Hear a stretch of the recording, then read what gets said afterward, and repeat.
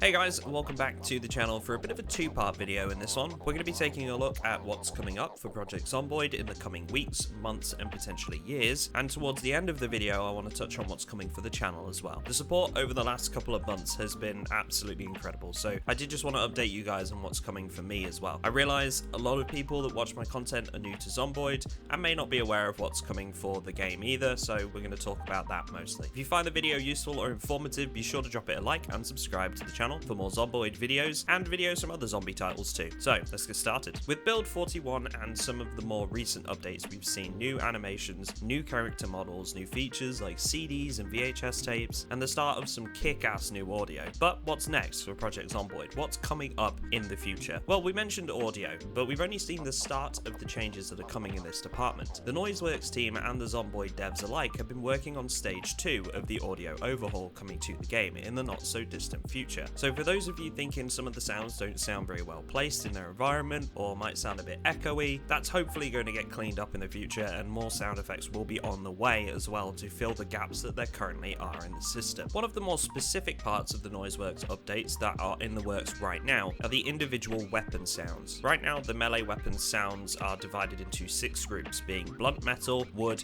and plastic weapons, then bladed weapons, stab weapons, and heavy axes. The idea is that in the future, most weapons will have their own individual audio to suit them specifically, so they sound a bit more realistic. There's even plans for individual audio for musical instruments, so when you hit a zombie with a guitar, you might hear some sweet string play whilst you're treating their head like a watermelon that's pissed you off. Next, we've obviously got the elephant in the room that everyone is eagerly waiting for, and that's multiplayer functionality. The player base has been waiting on this one for quite some time, and we've been getting some good sounds from the recent blog posts, essentially saying that it's going well and it's looking more polished, which is great to hear. The last estimate we were given was on June 17th, which said that at a high-end estimate, this could take up to 6 months. Now, obviously that is an estimate and it could be extended, but that was about 3 months ago now, so if all goes well, we shouldn't have too much longer to wait. But of course, the development doesn't stop when multiplayer touches down. The Project Zomboid community has been promised NPCs for quite some time, and it's pretty clear that this isn't something that's going to be easy to implement, but the team are adamant that they want to get this implemented at some stage. We don't know too much right now about when this is looking to be. Understandably, the team like to keep things like this close to their chest, but it's exciting to consider the sort of thing this might include. Friendly and hostile survivors, an initial panic stage where there's a lot more NPCs that will be active, making survival tricky for the player, and scripted NPC events like military roadblocks could all be in the realms of possibility, but we have no idea of what's planned right now.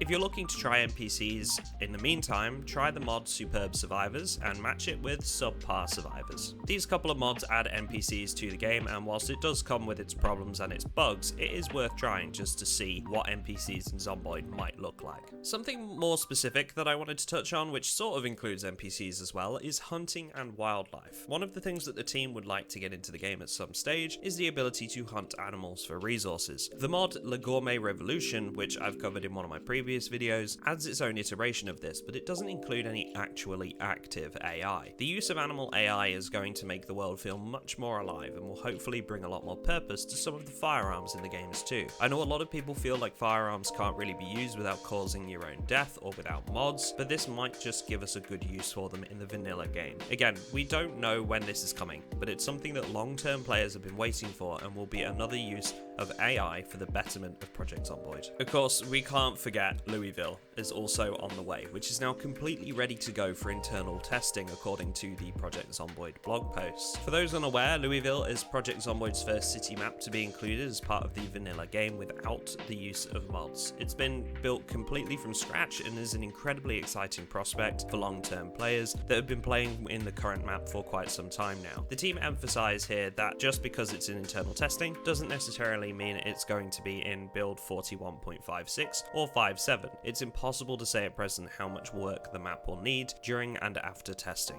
Also on the way in the future is the new Foraging and Search function, which is getting an overhaul from the current system. This is being steadily improved by the team right now and will give the player the ability to search their environment for useful materials with clearer feedback and engagement with the foraging activity, rather than just waiting for a loading bar each time you want to try and find something. The idea is to keep the player engaged, and with this being a feature that I would consider criminally underused right now, perhaps this will get more players into using the foraging skill. It also raises questions with the likes of fishing, for example. Can we expect a minigame there in the future? Who knows? It's just speculation, but it is an interesting prospect. So, before we wrap this one up, I did just want to touch on what's coming with my channel over the coming weeks and months. So if you're just here for the Project Zomboid stuff, that's absolutely fine. That's sort of where the video ends now. But yeah, so we're going to talk about my channel. The support for the channel has been absolutely incredible over these last couple of months, and I honestly have so many people to thank. Most of all, you guys that watch the channel regularly and subscribe to my content. I've had opportunities I never thought I would, and suddenly doing something that I love as a full-time job is within the realms of possibility. So obviously the Zomboid content will keep coming, and I'm going to continue to produce regular videos focused on teaching and informing existing and new players. But on top of that, I'd like to branch out and form a bit of a niche for myself, which is important to grow my brand. Now lately I put out a video on State of Decay 2, and that was received really well. I was honestly quite surprised, because dipping into a new game usually doesn't go that well for me. So we'll be taking a look at other zombie titles as they arrive in the future, and I'm thinking that State of Decay 2 might come in as well a couple more times, and I'm going to try to stick to games that will be of interest to zombie fans, and I'm hoping that is sort of a niche that we can build up progressively. Now on the Twitch side of things, I'm going to continue to stream on weekends, so if you haven't dropped by just yet, you can catch me on twitch.tv/MrAtomicDuck to watch me play Project Zomboid live alongside some other games as well. I can be a bit more freeform with what I want to play on stream, and we're right on the verge of Twitch partnership too, which has been a dream of mine since I started content creation, so incredibly thankful for that. And if you haven't checked out the stream just yet, the biggest thing you can do to support me right now is by dropping by when I'm live, and that's at about midday on